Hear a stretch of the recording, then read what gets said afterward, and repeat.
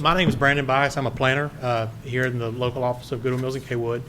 And I'm going to kind of kick off the presentation, kind of start about the process that we went through, talk about the engagement. And then I'm going to turn it over to Christian Preuss as a local landscape architect here in Fairhope who's been involved with the project, as well as Scott Hutchinson, an engineer on the project as well. So just kind of real briefly, the agenda that we have, I'm going to talk about the engagement component of this project and how we use the information that we gathered from the community throughout this to inform the design that we have. And then I'm going to touch briefly on the program, the pieces of the plan and how they've come together into this kind of preliminary waterfront master plan. And then Christian's going to get into more of the nuts and bolts of the analysis and the actual master plan drawing itself. And then Scott's going to kind of bring it around with the next steps in the process we have to go through from here. As Councilman Conyers mentioned a second ago, we started this process through the public engagement portion of this process at the State of the City on February 6th. Over at the Civic Center next door, we had several large boards with several images. And what we were trying to do was really kind of understand what inspired the community in terms of project waterfront amenities, opportunities, things about the park they do and don't like, to help us kind of understand and paint that picture of what could happen along the waterfront here in Fairhope. We estimated we had roughly 164 participants in that activity. Everybody was given three green dots to vote on these images. We had roughly 493 dots across those three boards. A real good sense of what inspired the community coming out of that State of the City engagement. That same night, we opened up a community survey. A survey was promoted through the city's Facebook page, newsletter, and other ways to really open this up, try to get as much other involvement beyond that. Throughout the survey, we asked several questions about what was important. We talked about specific things that could be done in the park, whether it's different waterfront treatments or playground treatments or fountains and all sorts of different things that could have been included to really gauge that sense of what the community expects or wants in the waterfront. And we also, again, we had some more of those to kind of understand what inspired, to kind of understand what inspired our community. And we had that survey open a little over a little over this year. And during that, we had like 460 responses. So we feel like we had a really good cross-section. We had a really good cross-section who was in the community providing us info. So we took those two engagement points, and then we rolled into our design charrette. And what this was a 5-day design process, and where our entire team was here working together on the project. We met over at the Nick Center, and we had a lot of different points of contact with the steering committee, with several focus groups, people coming in that we were presenting the results of the surveys, results of the State of the City engagement, and really trying to start to understand what these things meant and how a design would start to look. So we used all these discussions that we had and worked with our design team to actually put together a preliminary master plan. And that master plan Christian's going to present in just a second. But the focus of that design charrette was that intense period in which we were all working together to try to come to a resolution and build consensus around a future plan. Also coming out of that charrette was the idea of a defined program. And what you see here are a few bullets of things that we knew that we needed to include for this master plan to be successful. The first of which is really reinforcing pedestrian connectivity. This park it's right on the waterfront. It's surrounded by several neighborhoods. It's walkable to downtown. We needed to make sure people could get to it and access the park safely. We wanted there to be an appropriate placement of parking on the site. We realized that parking is important. People do drive to the site from all over the city, from all over the region, and wanted to make sure that parking was on the right place on the site. Currently, right now, parking, and you'll see in some diagrams in just a second, is very close to the water's edge. This is a waterfront park. So we see that as very valuable, very important pieces of the park that are being taken up by parking right now.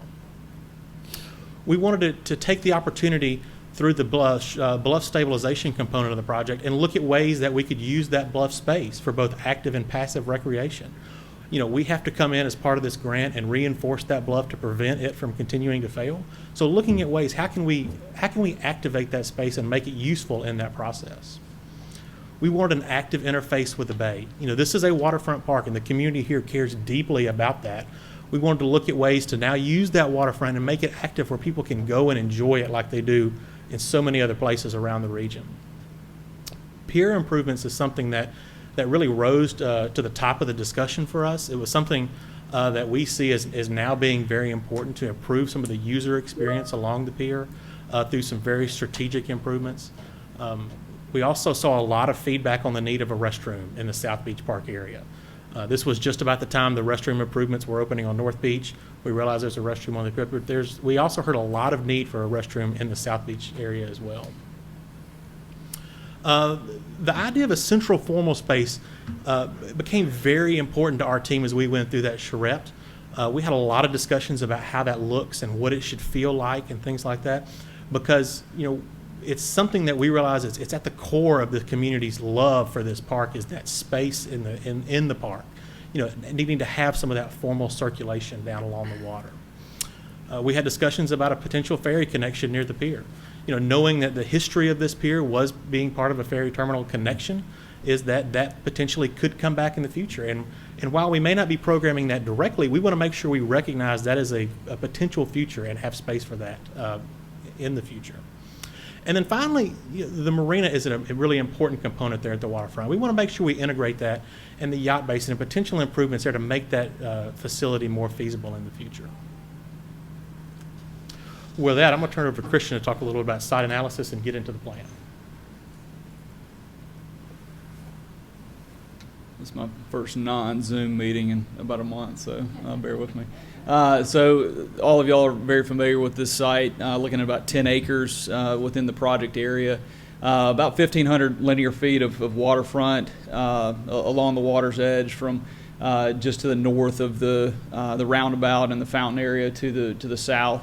And so special place for all the community of Fairhope, and really we understand that this park is not just a local attraction but a regional draw as well. So that waterfront treatment is critical. The pier itself is around 1,500 linear feet as well, so figuring out how to make those improvements in a manner that makes that the visitor experience and the locals experience utilizing the pier even more special. When we look at the context of the site related to Fairhope, you can see in this diagram just the walkable nature of what's in proximity, a walkable proximity to the waterfront. The circles or radial elements in the diagram represent a 5 and 10 minute walk respectively. And so really within around an 8-minute walk to the downtown, and this really is a true bookend to the edge of Fairhope. We also looked at solar angles relative to the site. The red element in this graph represents the pier, and then the other arcs represent the solar angles at various times of the year. And so recognizing that sunsets play a major role in how people use the waterfront, and we just wanted to understand that better as we looked at our site. This site encompasses Fairhope life. It really extends the value of the waterfront to the entire community, not just the people that can afford to live right up next to it. So it provides that accessible connection to the water as well. And it's one of the first things that people mention to us in the civic engagement is that's where they take people to show off Fairhope and show them what Fairhope's all about. Obviously, amazing views. The sunsets are spectacular. The thing that really was reinforced in the survey is just the need or the desire for pier improvements and just upgrading some of the amenities along the pier, and really enforcing that restaurant as a destination for Fairhope residents. There are several challenges, as I'm sure you're aware of some of them. Brandon pointed out some of the connectivity issues, really from downtown to the waterfront. You have some pretty steep topography, and so working through that and making those connections easier and safer.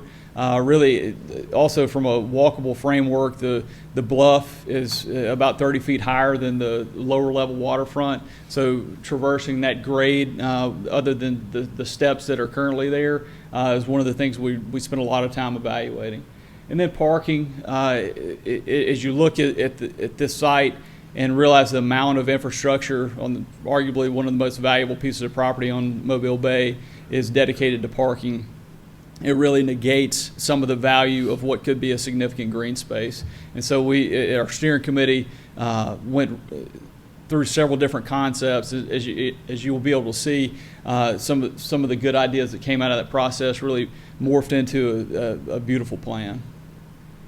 Some of the organization of the site is fragmented. That's a way to put it nicely. There's some awkward period transitions from the formal nature of the gardens to the public works trash cans to the benches that are down there that are somewhat dated. And while we want to pay homage to those elements that are down there and special to people, we want to make sure that everything is cohesive as we go into the development of the waterfront. The edges are especially a factor in this park design. The grants are specifically regulated towards waterfront stabilization and the bluff stabilization, and so that is really some of the main drivers is making this a more resilient waterfront. And so we're dealing with the bluff, the waterfront, and the beach conditions that all need to be tied together into an entire waterfront park. Looking at some of the just the site as we dig into some of the details on the site, there is an underutilized area to the north as you extend from the roundabout to North Beach.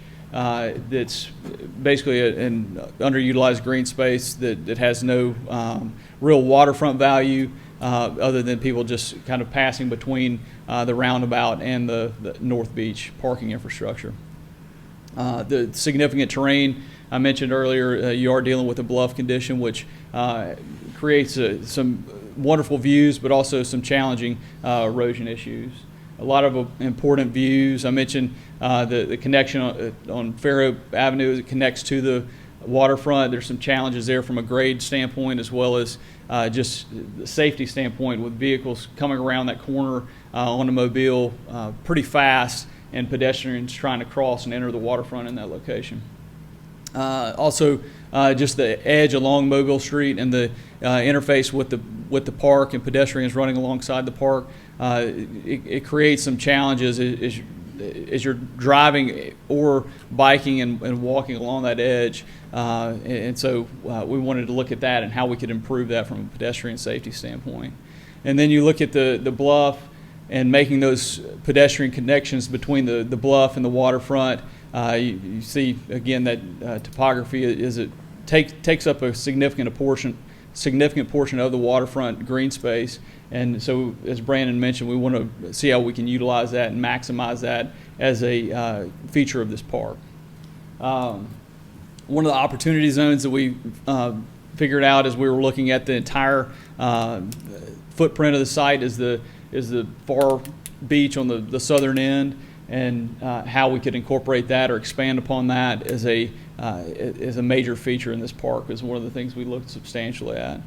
And then the bulkhead that's currently failing, repairing that and blending that more into the waterfront, as well as the core part of what we see as the waterfront area where the existing rose garden and fountain are, and the amount of parking infrastructure that's dedicated right there. It really fragments the space, as you can see in this diagram. It minimizes the green space that's along the water's edge and really depletes the value there. While a significant portion of that is dedicated to the rose garden area, there's a big separation between the rose garden experience and the waterfront experience. And then the pier, just building on what was said in the survey, how we can improve that interface makes that entire waterfront experience from the land side to the water side even much more valuable. And so we looked at the pier and breaking it up into districts. Since it is such a long distance, it does have character attributes in these different segments. We consider the area coming from the waterfront into the pier as the gateway district, and then as you get to the marina area and restaurant, that would be the marina district, and then one of the best spots arguably on the pier is just to the in that turquoise area with the circular element.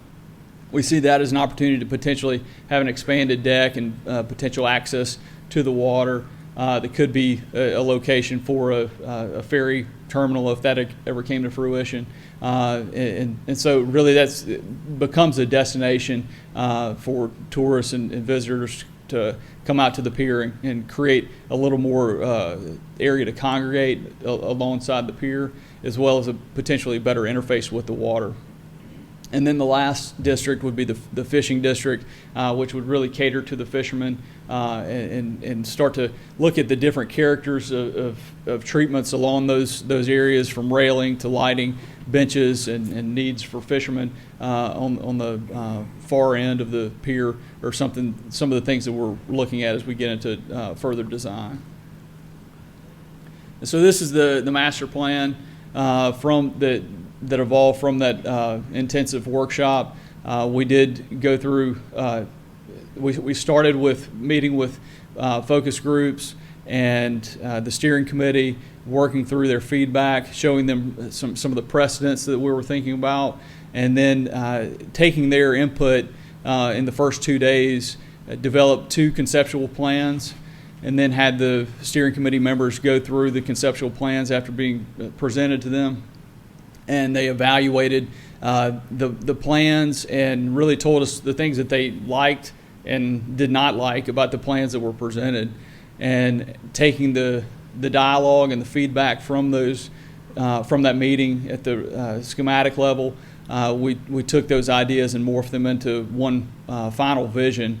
And this still is obviously at a conceptual stage, and love to get your feedback at this point before more design and engineering is accomplished. But this is a great point to present this to you. As you look at the site, Mobile Street is on the top end, and so the entrance to the waterfront is being looked at as potentially a 3-way stop condition there, with some restructuring of that intersection to create a safer connection for pedestrians, and so that would be, a scenario where people would turn into the waterfront, really calling attention to that as its own place with a gateway sign. And then as you look at the bluff itself along Mobile Street, looking at putting parallel parking along that edge, there's just about enough pavement to do that, so only a couple of feet would be needed to accommodate that, because the road is so wide in that area. And this would reinforce that pedestrian safety along that edge, and create a better condition for people parking along the Mobile Street.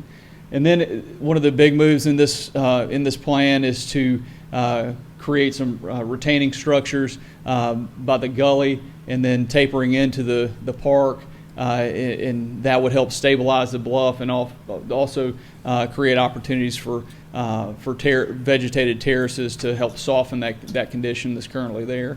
And then it would allow people to traverse from the top level to the lower level at a less than ADA slope, so there would not be any condition where there'd be ramps or railing.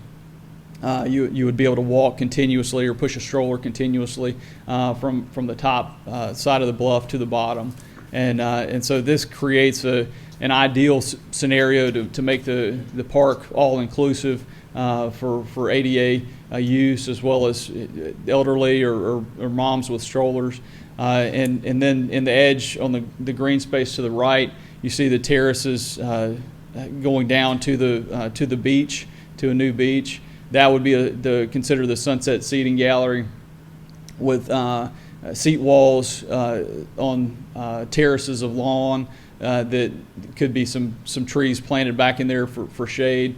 But that makes that bluff elevation spread out over the entire width of the waterfront park there.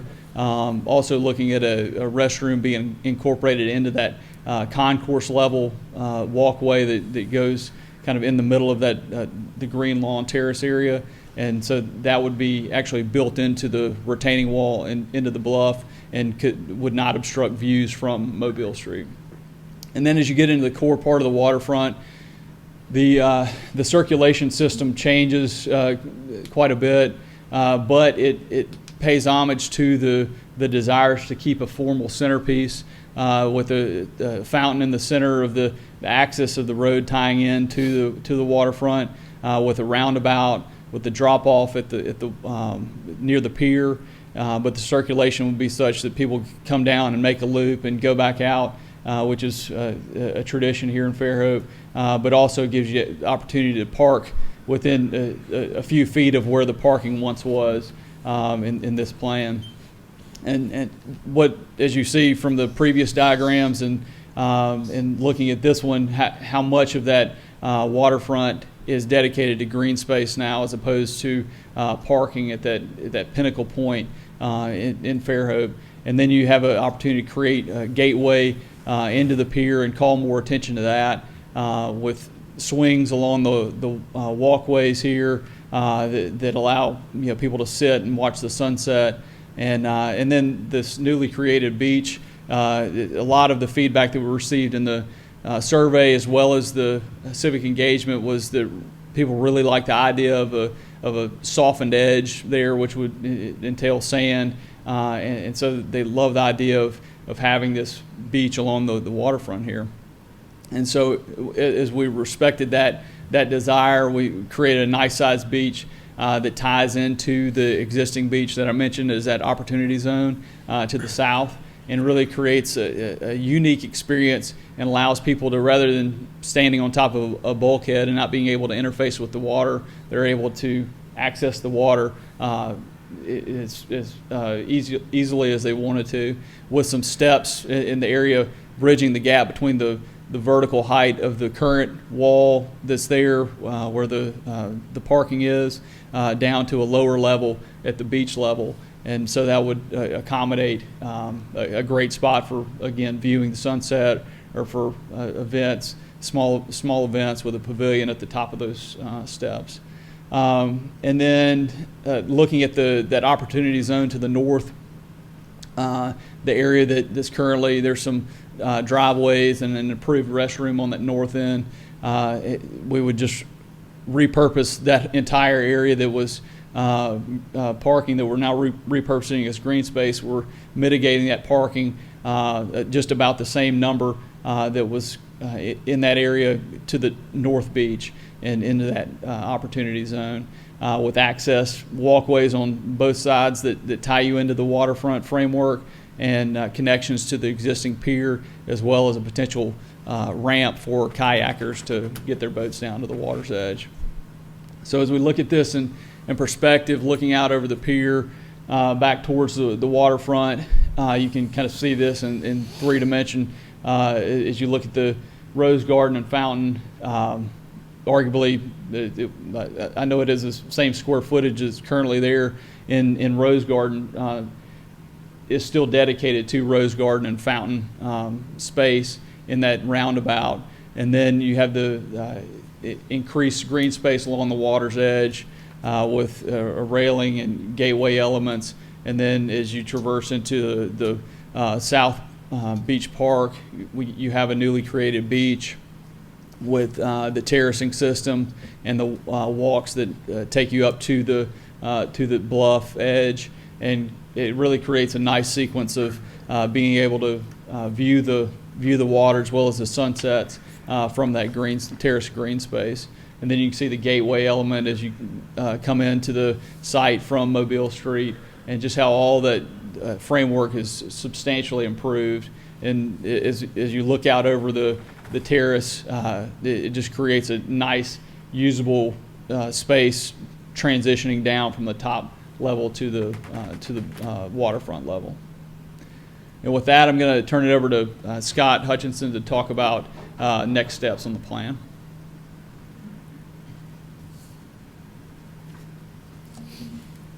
Thank you, Chris.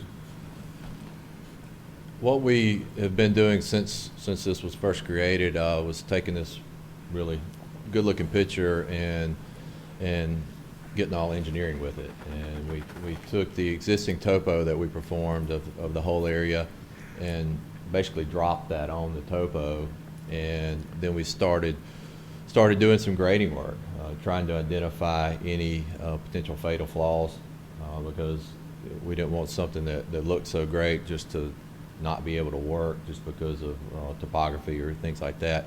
What we've determined, fortunately, is that we can make it work, and we've done quite a bit of preliminary grading to confirm that. Was really excited to see that transition from the top of the bluff all the way down to the bottom to be able to be done without any ramps or anything like that, as Christian mentioned.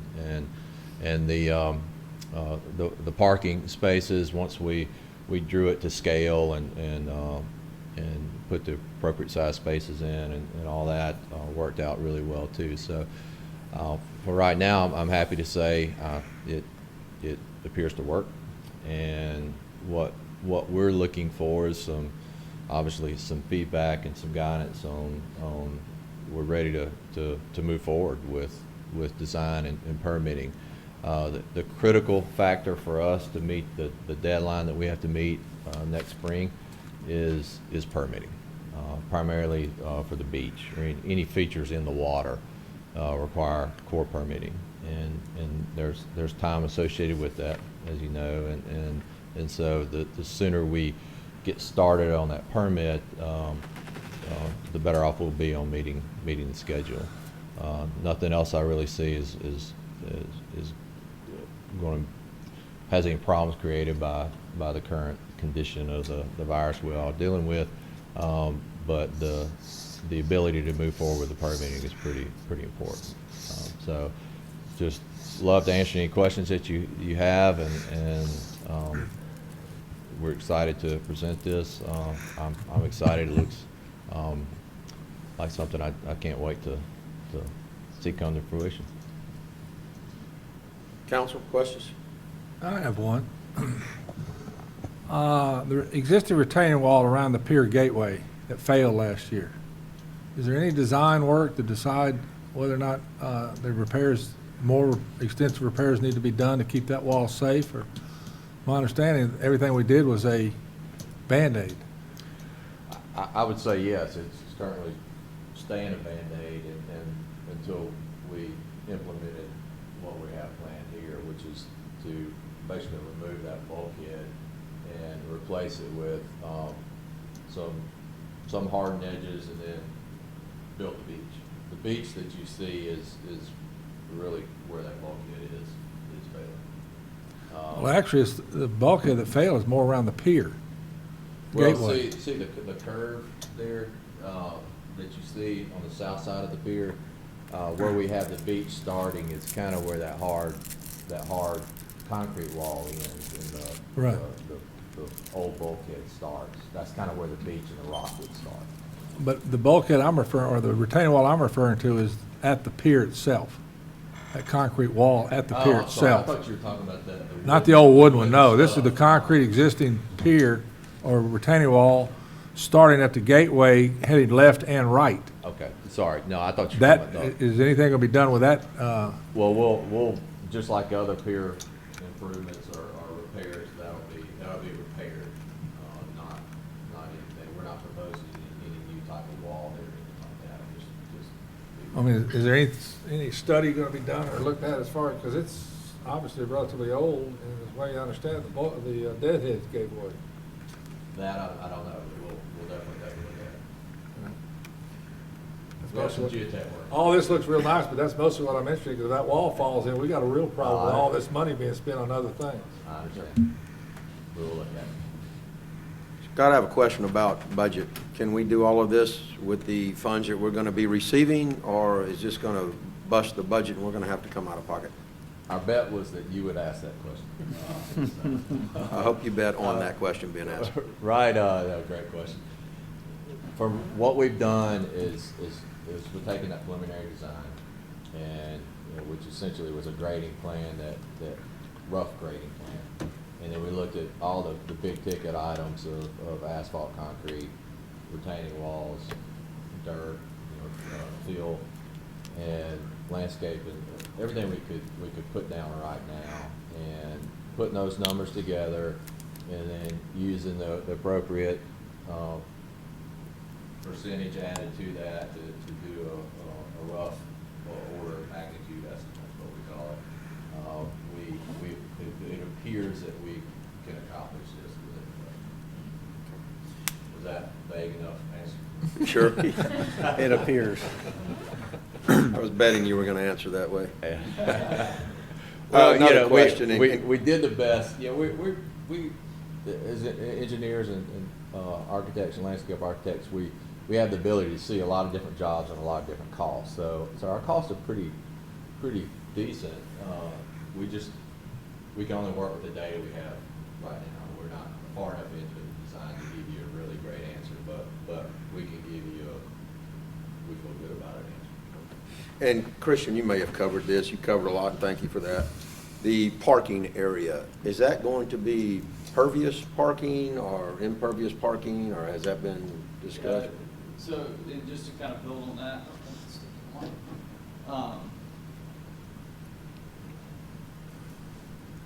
so good question related to materials. Once the council gives us direction that this is the framework plan that we're tasked to moving forward with, we will start to look at various finishes of hardscape, landscape, start to look at lighting fixtures, site furnishings, all those elements that will start to really give you the finishes of the site. So really materials, we're using placeholder materials for cost, but nothing's been decided as far as that level of detail. So we would foresee the next step being more of a design development with this plan, looking at materials as an overlay. Yeah. I don't even know if pervious parking is that crucial when you're just feet from the bay. Maybe it's more crucial. I don't know. Maybe you got I wouldn't think put you it in need a it. catch basin, or just let it run right off into the bay, because it's gonna, I don't know how much of it goes into the sand and then into the bay anyway. I don't know. Well, we'll be looking at all that, and a lot of things that play a factor in that are drainage. Obviously the drainage infrastructure needs to be in place for that, and how much stormwater we're creating. We want to try to be as sustainable as possible, but cost conscious as well. Well, I think about pavement, and I think about oil slicks and, just dripping out from under cars, and then it runs into, stuff like that. Yeah, there's things that we can do relative to just green infrastructure with the landscape or with hardscape for being cognizant of removing those pollutants as close as you are to the bay. Okay. Council? Yeah, I've got a question. Christian, Scott, the one thing that concerns me, and I thought about this when I saw the presentation on the video with Jessica. If you're traversing from the top of this bluff where that parallel parking, and you got the ramps that come down where the existing bluff is, and you end up down there at the beach, I'd like to see a section of that. Mm-hmm. Basically, what we're doing is we're removing the park at the top of the bluff and putting a new park down there at the bottom of the bluff. Yeah, I could, good question, Robert.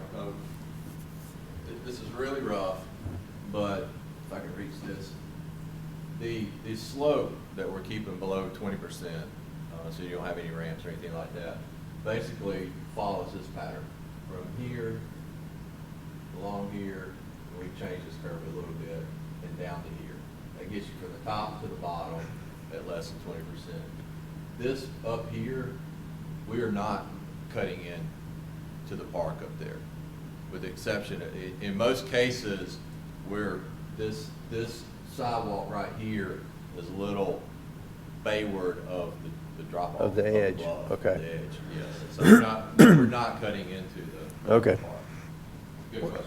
Well, with that being said, the colony deeded that property to the city without any, it has to be left as a park. I don't know if it has to be approved, whatever you do, that bluff or anything has to be approved through the colony in order to fool around with that park area. Part of I don't this, know. part of this proposal was about making sure that bluff was stabilized, because we are losing so much of our bluffs. We wanted to start with this park, and then what I would like to do is do a second phase that incorporates the North Park. And that would be just strictly using the bluff areas as they are. They wouldn't be graded this way. I think what this ends up doing is giving citizens a lot of places to really view the sunset, which is what a lot of people go down there for. And you have a lot more interaction with the park. But the bluff stabilization and the working waterfront, those are things we have to do as part of the proposal to get the money. So that's the core of the heart of the proposal. And it did mention that we would be doing sort of, I mean, it really didn't look like this, but I didn't know what it was going to look like. I mean, I had a picture, but it's not really like that. But to build in a stormwater feature and have kind of steps going down so people can get down easily, because right now that's why we have so many cars, is because pedestrian wise it really isn't very walkable from the top to the bottom. So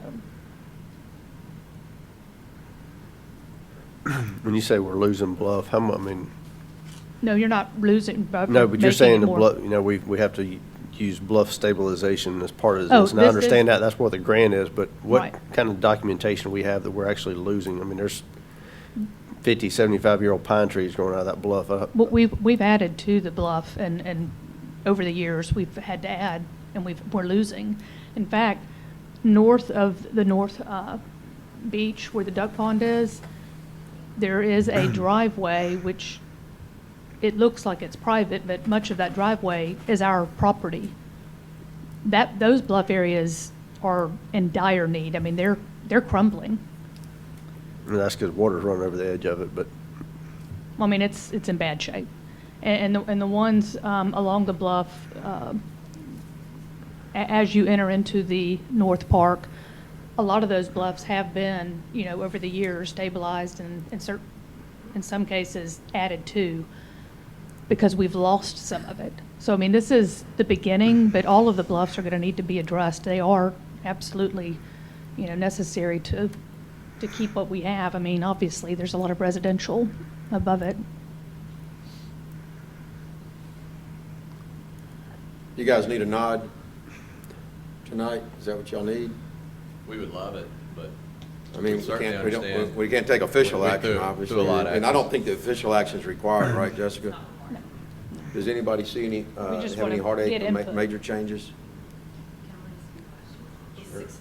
So, no, it is not required, but we don't want to continue going down this if there are concerns that you have, which is one of the reasons why coming to you is so important to us.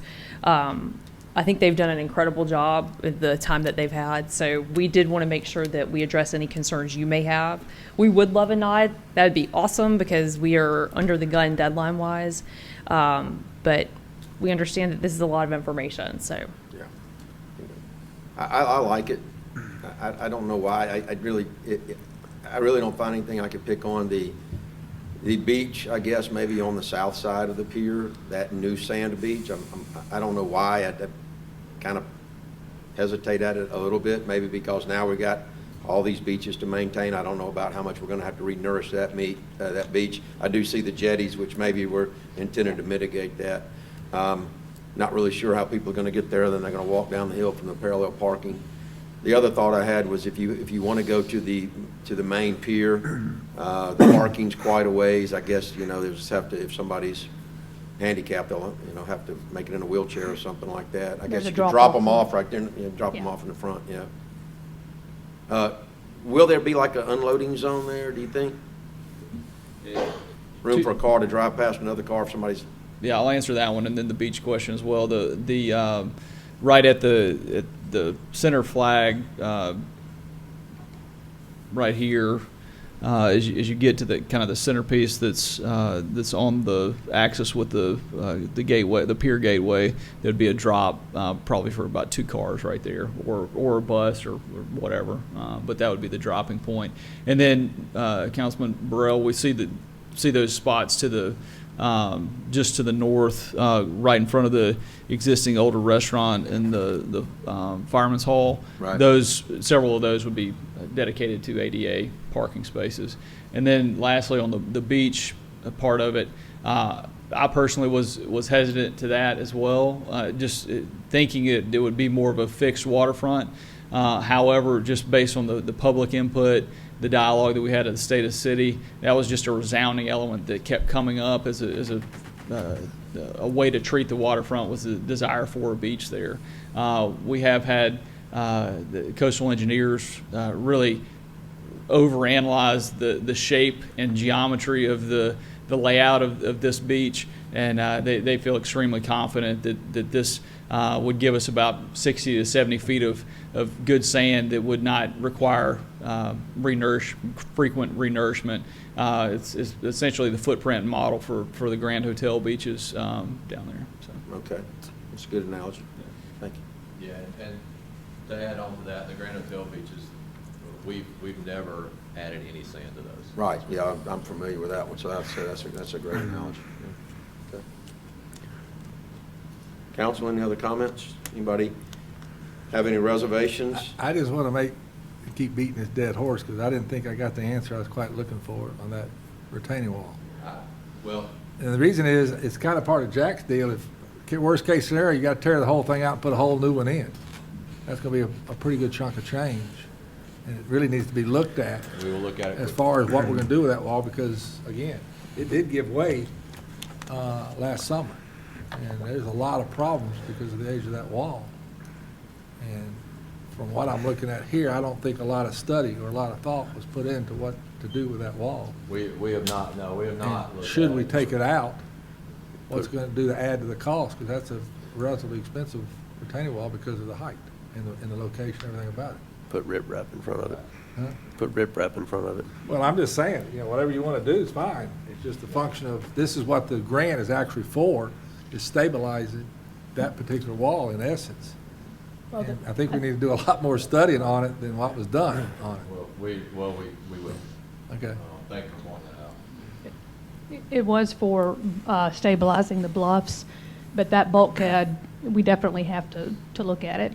But that bulkhead was not part of this proposal per se, but we have to maintain it just like we would if we didn't have this project. But that's a good point. Yeah, absolutely. Yeah. Any other comments before we move on to number 2?